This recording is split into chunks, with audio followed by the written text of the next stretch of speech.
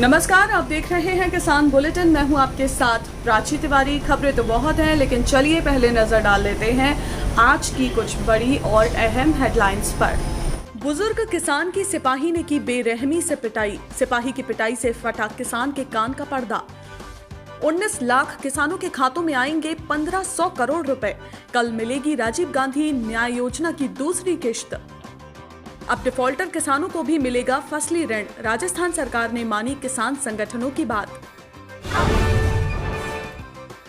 उत्तर प्रदेश के ललितपुर जिले के बांसी पुलिस चौकी में एक बुजुर्ग किसान के साथ बेहद गंदी तरीके से मारपीट की गई, जिसकी वजह से बुजुर्ग किसान के कान का पर्दा तक फट गया। और हैरानी इस बात की है कि किसान के साथ ये बदसलूकी करने वाला कोई और नहीं बल्कि चौकी का ही एक सिपाही है।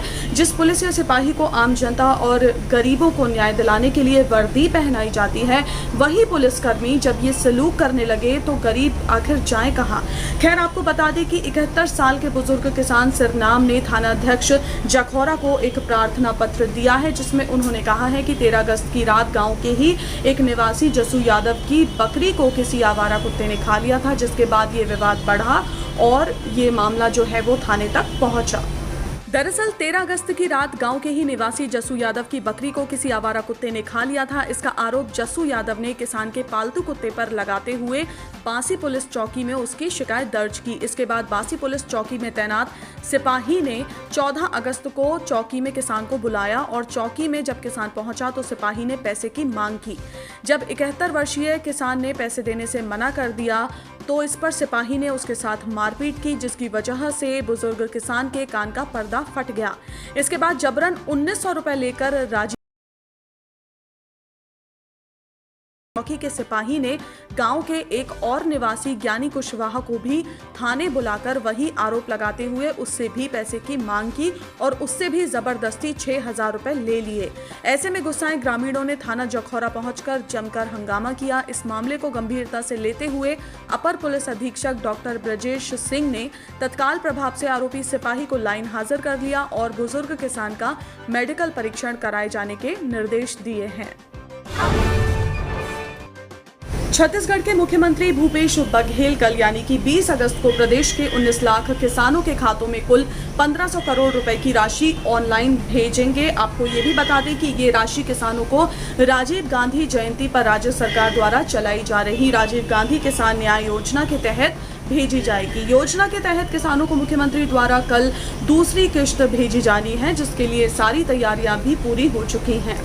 इतना ही नहीं, प्रदेश के मुख्यमंत्री इस अवसर पर तेंदुपत्ता संग्राहकों के खातों में भी 232.81 करोड़ की राशि भेजेंगे। इसके अलावा गोधन न्याय योजना के तहत गोबर विक्रेताओं को दूसरे पखवाड़े में बेचे गए गोबर का भी भुगतान किया जाएगा।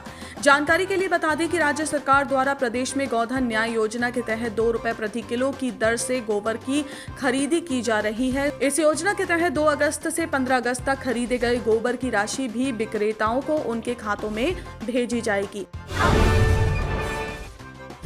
हाल ही में राजस्थान सरकार ने प्रदेश के डिफॉल्टर किसानों को भी फसली ऋण देने का फैसला लिया है। इतना ही नहीं, सरकार ने इन किसानों को 0% ब्याज पर कर्ज देने का ऐलान भी किया है। दरअसल आपको बता दें कि राजस्थान के करीब 5 लाख किसान फसली ऋण ना चुकाने या फिर देरी से चुकाने के चलते डिफॉल्टर की सूची में शामिल हो गए हैं।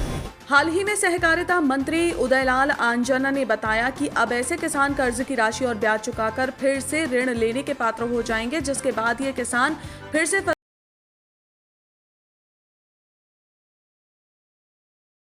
दिए जाने की मांग कर रहे थे, जिसके चलते राज्य सरकार ने ये फैसला लिया है।